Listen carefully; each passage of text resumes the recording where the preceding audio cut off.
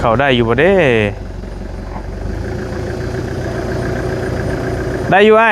ลงมาเบิ่งก่อน จะเลี้ยวได้อยู่บ่ไปเห็นนะแต่ว่ากะ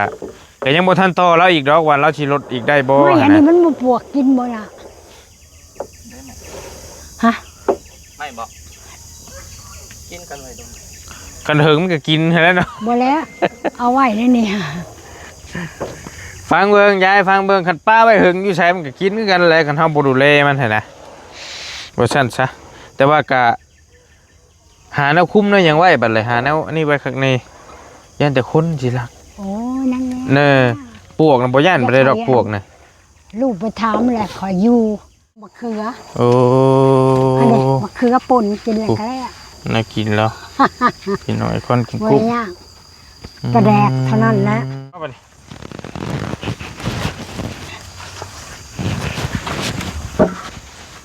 ทั้งนี้เงินมีแต่8,350,000พี่น้อย90ยายนำมาอีกโบโพสัมยาย1 2 3 300,000เบิดเท่านี้พี่น้องเดี๋ยวจะเอาเงินเขาใส่ให้ก็ได้บ่เป็นไงมันโบโพแล้วเกือบบ่โดพี่น้อง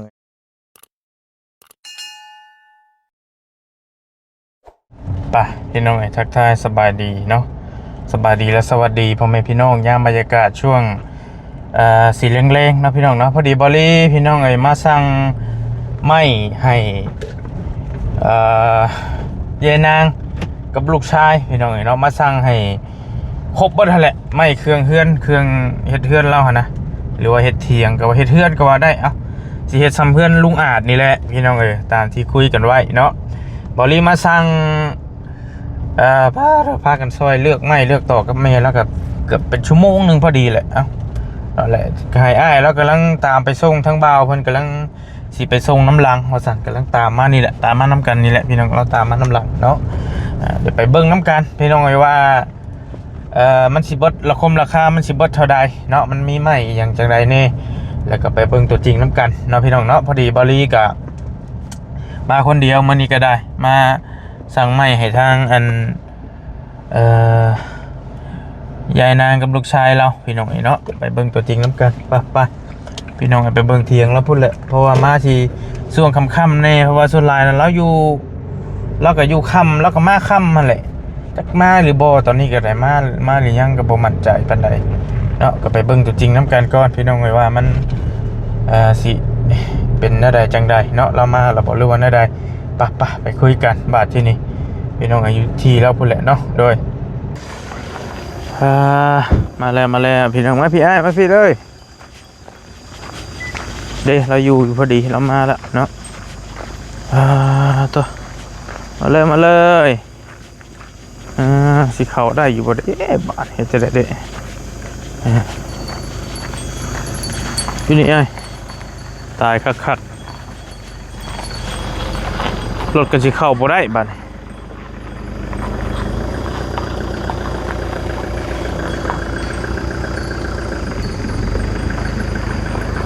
มาเลยเจ้ามาเลย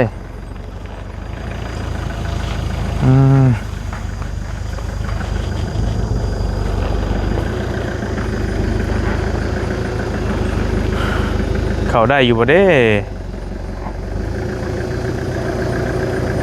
ได้อยู่ไอ้ลงมาเบิ่งก่อน จะเลี้ยวได้อยู่บ่อันเบิ่งก่อนเด้อปักไว้เนาะ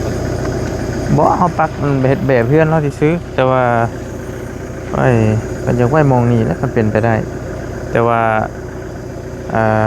จะเข้าได้อยู่บ่รถก็ได้อยู่บ่เอาตัวยาวออกก่อนเนาะ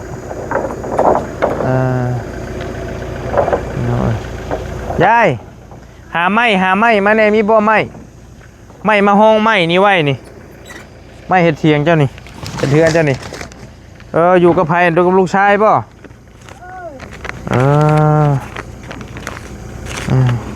พอดีเราหากลับมาแต่เฮ็ดเวียกเราก็ได้ มันบ่ไหวแล้วลูกชายก็ได้ป่วยยังบ่หายอยู่บ่มาก่อนเอาไม้มาเอาไว้แถวนั่นแหละเอาไว้แถวนั้นก่อนโอเค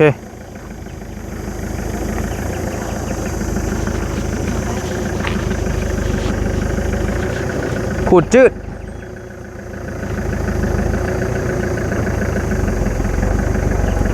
บ่ได้อยู่ได้อยู่มาเลยฮักเลยได้อยู่โอ้หอมพดประตูเจ้าแก ดีแต่ว่ารถแล้วกันนี่นี่ขูดหน่อยนึงโอเคได้อยู่มาเลยฮักเลยลอยเต็มอยู่กูขับกันเลย โอ้ก็ โอ้ไปยังเอาไว้ห่างๆกันนะย่าพี่ก็ได้พี่กวงไว้พี่ก็ได้หรือเจ้าไว้หิมหันบ่นี่บอกคนหลักของเจ้าเล่ากันเลยโอเคได้แล้วหันกันได้ป่วยลูกชายกันได้ติโอ้ยฉันนันเศร้าเนาะสบายดียายขอบใจละลายนี่เขาสั่งไม้มาให้เจ้านี่เต็มรถคักนี่จะเงินที่พ่อจ่ายเพิ่นหรือว่าจังหวะเบิ่งก่อนเสียดายแหละจำเป็นแหละแน่ใดอ้ายรู้จักเราอยู่ตีขบวนขายไม้ฮะหามาอีกเอาไม้อยู่ใส่อีกเด็ดแต่ในเบื้องนะถ้าเขามาถักตาครับหากมาบ่เจ้าน่ะบ่ยายถ้าเขามาหลับจ้างเงินชาวพันกีบเสียชโมมาชองเทื่อแล้วมาชองมือแล้วบ่เห็นเจ้ายังวะบ่ได้อยู่แล้วพี่มาน้ำกันพี่เอ้ยโอเคเพราะว่าไม้มันมี5 เมตร 4 เมตร 5 เมตรได้พี่น้องยาวเติบอยู่พี่น้องมีแต่ไม้ช่างน้ำห่านเลยมาให้เราแต่ไม้บักงามมันกว่าไม้บักใหญ่บิ๊กบุ่มเลยไม้หนา15เลยพี่น้องมาเห็ดโตคือคางเพิ่นอันนั้นว่าบ่ปวกกินว่าสิห้องน่ะเพิ่นว่าปวกกินมันขึ้นบ่ฮะขึ้นแหละโอ้มันอยู่หิมกว่าไปชุดโทยใช่มือเอาอันนี้มากับเราบ่อยู่พี่น้องเดี๋ยวต้องเอาไม้ห้องขึ้นอีกฮะเอาห้องไม่ทับบ่ห้องการมักหินจังใดปวกเพิ่นสิขึ้นได้บ่ได้ป้าไปถึงเสาก็ได้เนาะมีแหละอันผู้สิมาเฮ็ดนะอันลูกชายข่อยว่ามันมีคนอยู่11แยกเนาะเขาอยากเฮ็ดเขาว่าเขาบ่มีเวียกโดยเพิ่นอยู่ไสเลยอยู่11แยกถามเขาจังฮู้จักซั่นก็แล้วโทรเพิ่นมาเบิ่งมีอยู่ผู้สิเฮ็ดน่ะแต่ว่าเพิ่นก็อยากว่าแพงหน่อยนึงแล้วเฮาก็ว่าอยากยังบ่ทันตกลงว่าสิให้เพิ่นเฮ็ดบ่หั่นน่ะมื้อนั้นเฮาพาเพิ่นมาเบิ่งแล้วนี่พากันมาเทกแบบถึกบ่เฮาเทกนี่ก็ถึกแบบนี้แหละนี่เฮ็ด6เสานี่นะหมู่เพิ่นบ่หมู่เพิ่นมื้ออื่นน่ะให้ลูกถามมึงมื้ออื่นคันทางนั้นมันอยากได้เท่าใดก็ถามเพิ่นก่อนก็ได้เพิ่นเว้า10 ล้านว่ามันแพงโพดเอาบ่ไหวผู้มาโมให้มันน้อย10 ล้านแม่นผู้เพิ่นซอยมันก็สิบ่ไหวหั่นนะแต่ว่าก็ยังบ่ทันต่อเราอีกดอกว่าเราสิลดอีกได้บ่ไม่อันนี้มันบ่ปวกกินบ่ล่ะฮะไม่บ่กินกันไว้ตรงกันเถิงมันก็กินแล้วเนาะบ่แล้วเอาไว้ในนี่ฟังเบิ่งยายฟังเบิ่งคันป้าไว้หึงอยู่ไสมันก็กินคือกันแหละคันเฮาบ่ดูแลมันหั่นนะบ่ซั่นซะแต่ว่าก็หาแนวคุ้มเนาะหยังไว้บัดเลยหาแนวอันนี้ไว้ข้างในย่านแต่คนสิรักโอ้นั่นแหละเน่ปวกน่ะบ่ย่านบ่ได้ดอกปวกน่ะลูกไปถามแหละขออยู่พัดคันว่ามีใช่ลูกแล้วเอากระเบื้องนี่แหละปืนใส่กระเบื้องนี่กระเบื้องมันแตกคันว่ามีเงินค่าสร้างค่าหยังยังไงให้เพิ่นมาดำเนินการเลยหั่นนะแต่บ่ไล่เบิ่งเงินค่าไม้นี่ก็พอน้ำแม่ จักสิชำได้นี่ก็ยังว่าเบิดหลายบ่ได้มันเบิดน้อยๆแล้วนี่ก็ อยู่ในโบ บริสั่งไม้มันเนี่ยมีแต่เอาไม้ดีๆให้เราเลยนะไม้งามๆเลยเห็นไหม ยังหลังกะซีอีกเนาะ แม่นไม้นี่เฮาไล่นี่เฮาก็กล้าว่าครบแล้วหรือว่าสิเกินหรือว่าสิขาดก็อาจบ่หลายนะแต่ว่ายังสังกะสีบัดนี่กะสีสังกะสีก็บ่แพงปานใดดอกเฮาเอาขนาดซำใดซำหนึงเนี่ยแล้วก็ค่าช้างแล้วก็ไม้เป็นเอมอีกได้บัดนี้ไม้อันนี้เฮาสั่งมาแต่เป็นปูซื้อเป็นเอมยังบ่ทันมี เพื่อเนาะว่าเพื่อเป็นแม่สิหายเนาะ กะชุดแล้วแต่บุญวาสนาเจ้าท่านสายายเอ้ยเขาบอกแบบนี้รถเพิ่นสิซอยได้ชำใดก็ฟังไปเนาะเฮากะชุดแต่อยากซอยเจ้าแล้วอยากให้มีหม่องพักหม่องเซาให้มันดีกว่านี้แน่ เลยบ่ได้บ่ล่ะอันนี้เขาเอาออกซะก่อนเอาตัวใหญ่มาใส่ซะก่อนเขาจังเทอยู่ถึงพอมันเจาะ บ่อยากให้มันจุดินบ่ ย่านหยังย่านปวกบ่ได้ย่านหยัง ก็มีความรออยู่เอาไม้มาสอดอีกเล่มนึงก็ได้อันบ่าวมีบ่ บัดเฮาเฮ็ดแล้วมันตัวยาวแหละเขาจังเอาอันนี้ขึ้น มีบ่ยายแล้วเฮาหัวเจ้าน่ะบ่เอาขึ้นก็เอามาห้องอีกอันนึงก็ได้นี่นี่ให้มันบ่ต้องให้มัน ไม่นี่ไม่ไม้กลมๆนะหามาก็มีความรออยู่ดอกบ่ต้องให้มันจุดินมาก่อนตอนน่ะบ่ได้ย่านดอก ต้องให้มันจุดินแหละ เอาได้อีกบ่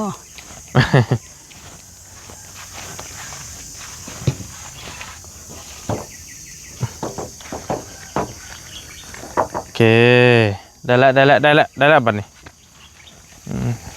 แต่จุดินน่ะเรียบร้อยแล้วมีความเล่าอยู่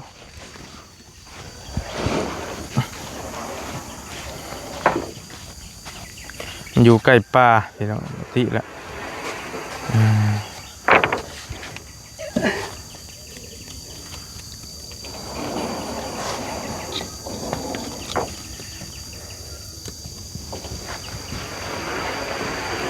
ตัวนี้ไม่48ตัวนี้ว่าเห็ดเส้นมันพี่น้อง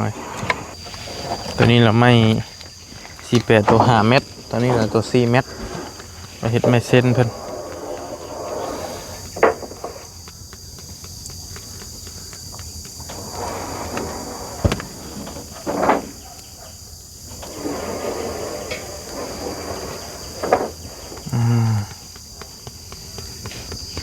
เฮ็ดยังกินล่ะยายต้มมะเขือ ต้มมะเขือ นมมะเขือ โอ้ อันนี้มะเขือป่นกินเลยก็ได้ น่ากินแล้วกินหน่อยคนกิน บ่ กุ้ง ย่างกระแดกเท่านั้นแหละ อันนี้บ่ได้กินเลงน่ะ นี่แหละบดมือบ่ทันได้กินข้าวเขาหากะสิกินเดี๋ยวนี้เครื่องของเพิ่นยังบ่ได้เอาไปให้เพิ่นผักต้ม เฮื ไว้ อน ก่อ นั่ น นผัดเฮือนอันบอลซื้อโยมค่ะ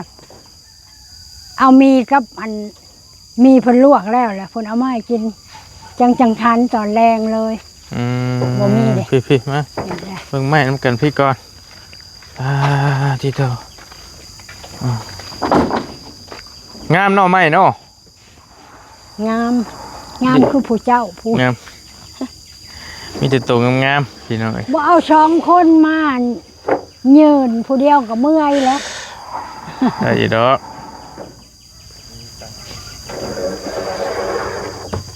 โดนในขาย โดนสิได้มา เอาขึ้นยังนี่ไปเลยเป็นหยังว่าถ้าเอาแป้นบ่ บ่เพิ่นอยากเลี้ยงว่าไม้ตัว5 เม็ดต่างหากหั่นนะ4 เม็ดต่างหากเลี้ยงกันเบิ่งเดี๋ยวเพิ่นสิค้นเอามันบ่ง่ายอีกเวลาสร้างเพิ่นสิเฮ็ด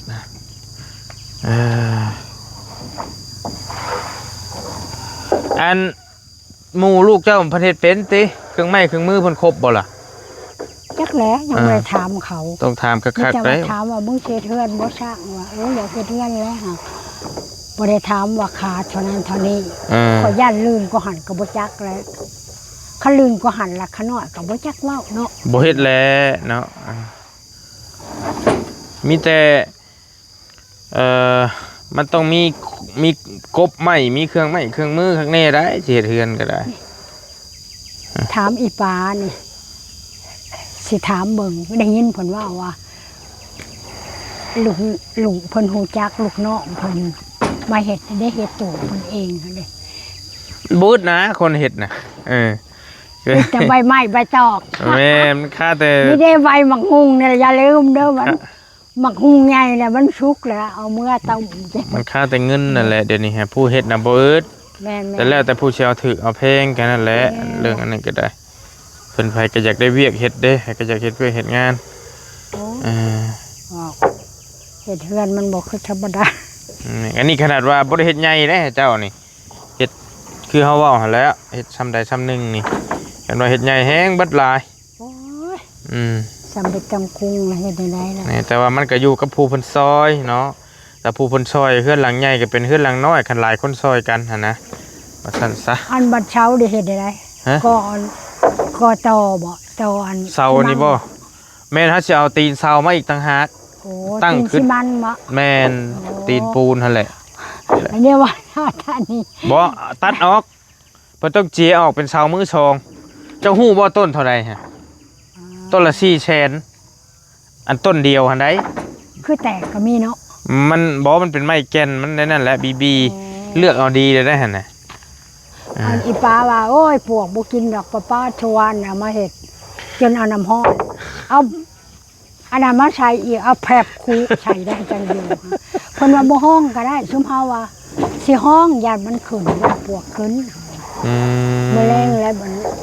หมู่มาแล้วสิอาศัยหมู่แล้วย่อเฮาแต่เฮาย่อบ่ขึ้นดอก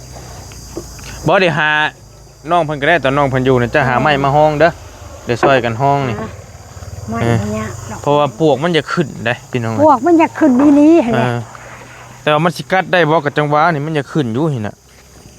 มันเข้าตามหูมันซ่อนอยู่ซื่อแต่ไม้น่ะไม้แก่นนี่บ่รีเอามาไว้มื้อน่ะได้เทวดาเอ้ยนะกินได้บ่บ่าวแบบนี้ฮะกินอยู่แต่ว่าเพื่อมัน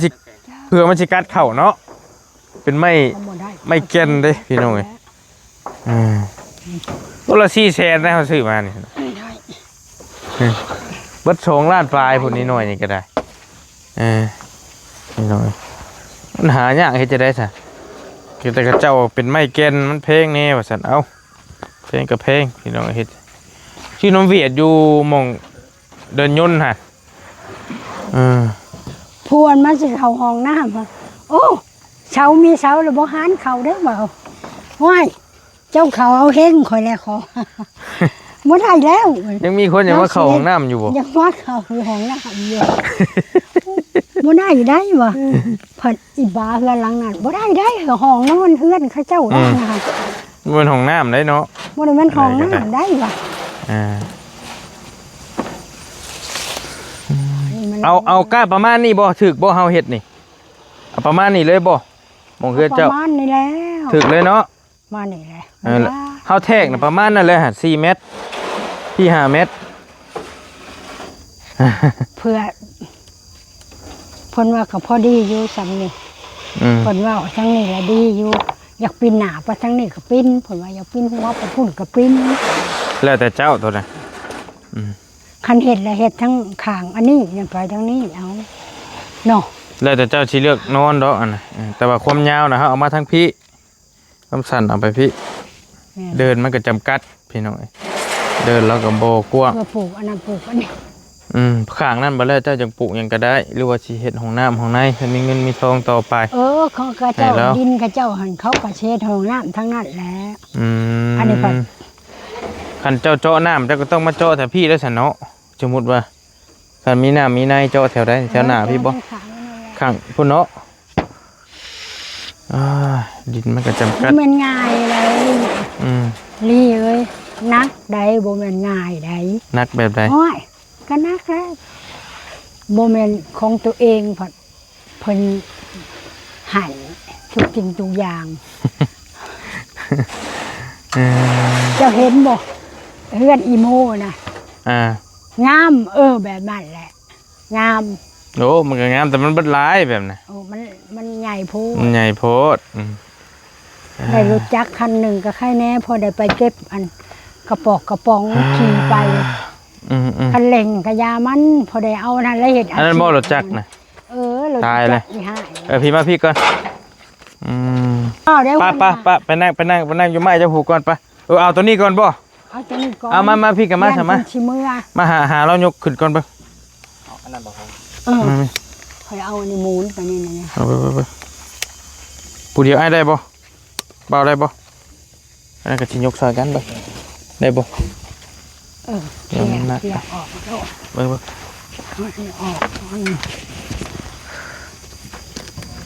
มันก็จะได้เนาะมีจะย้ายค่อยๆสอดมาบ่มันก็สิได้มันปอปวกเว้ยเฮ้ยปวกนั่นว่ะ โอ้ จนอุ้ย ตัวมันบ่ทันกัดดอก บ่มันบ่กัดหักแต่ว่ามันหักโอ้บ่เอามันจีบกันให้ได้ มันติดกันโพดเนาะ มันติดกันผูกเป็นหนาวได้เข้ามาบัดนี้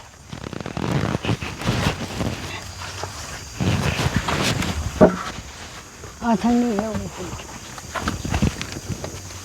โอ้ยเนาะมันก็เด้อฮึบ ใส่ทั้งนี้ก็ได้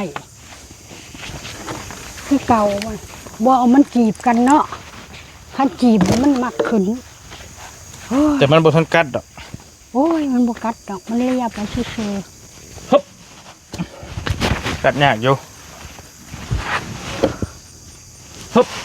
ๆมันทางกะยามันพอ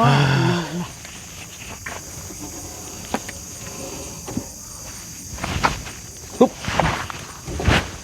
เอาห่างๆแล้วมันเนาะบ่ให้มันขึ้น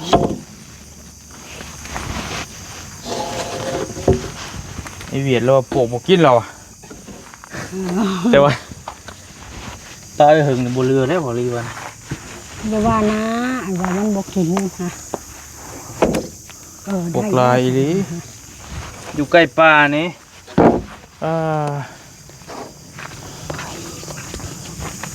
ขนาดว่าไม่เก่นนะนี่เว้ยเป็นจะขึ้นเลย อันนี้ใหญ่ก็สองอันใหญ่ ขนาดมันบ่ค่อยซ้ำกัน ว่าบ่ขึ้นจนเอาแผบมาโหยใส่ หาเนี่ยมาบางๆไว้ให้เลยเบิ่งบิด8 ล้าน3 10 8 ล้านพี่ย้ายมานั่งพี่ก่อน 8 ล้าน 8 ล้าน3 แสน50,000ป้าดพี่น้องเงินทองสิพอให้เราอยู่บ่บัดนี้เบิ่งก่อน เงินมีแต่8 ล้าน3 แสน50,000พี่น้องรายการใหม่กับบริสั่งไม่5 คูณ 15นี่5 เมตรนี่2 เซนเซนละ3 เซนเราขาย5 คูณ 15 4 เมตรนี่3 เซนแล้วก็5 คูณ 12 5 เมตรนั่น2 เซน5 คูณ 12 4 เมตรนั่น3 เซนก็ไล่ไปไม่48นั่น12ตัวละ85ไล่ไปไม่5 คูณ 10นั่น12ตัวละ160,000เลยไม่เป็น20 เพนเป็นไม่เป็นปูเนาะแล้วก็ไม่48ตัว5 เมตรหัน8 โตพี่น้องตัวละ120,000ตัว5 เมตรซะก็ประมาณนี้พี่น้องพอบ่พอหรือถ้ามันเหลือก็ไปคืนแม่เราได้คุยกับเราแล้วถ้ามันบ่พอก็สร้างเติมถ้ามันเหลือก็หรือว่าเขาสิเปลี่ยนเป็นไม้ตัวอื่นก็เปลี่ยนได้เนาะมันบ่ได้ไกลใกล้ๆกันนี้พี่น้องอยู่ใกล้ๆกันนี้คุยกับแม่เราอยู่โอเคพี่น้องคือแล้วบัดสินับเบิ่งเงินก่อนสิพอหรือสิขาดหรือจังได8 ล้าน3 แสนปลาย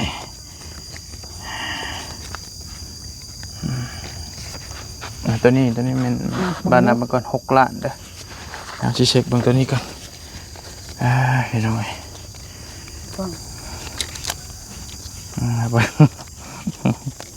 นับเงินเก่งเนาะยายเจ้าแกนับได้3 4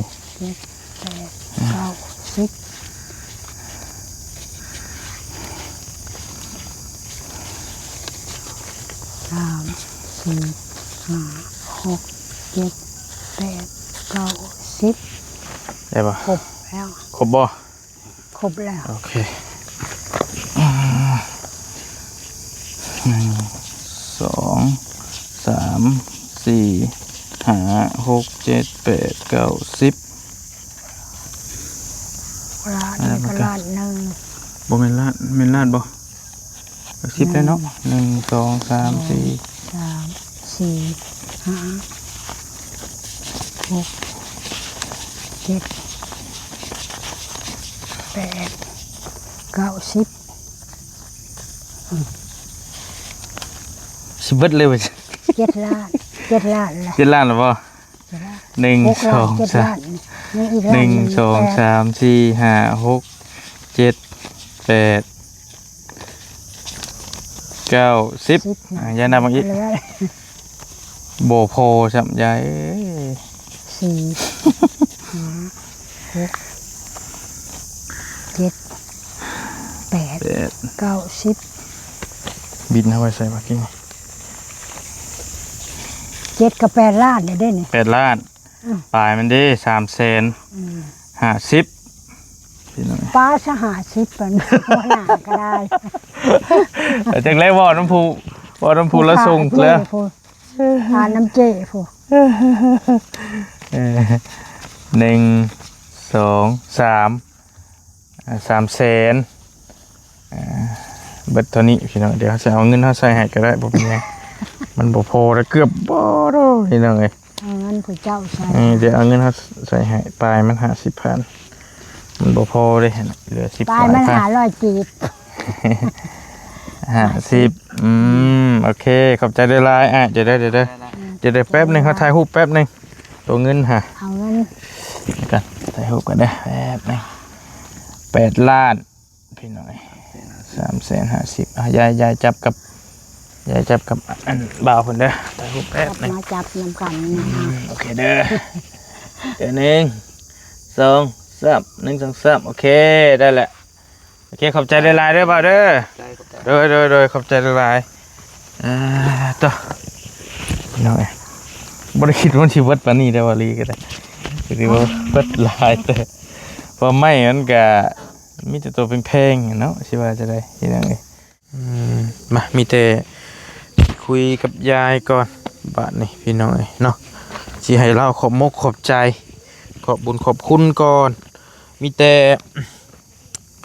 มีเมย์เพิ่นฝากเงินมาตืมได้จังได้นี่ก็ได้พี่น้องได้โตอันมีทั้งเ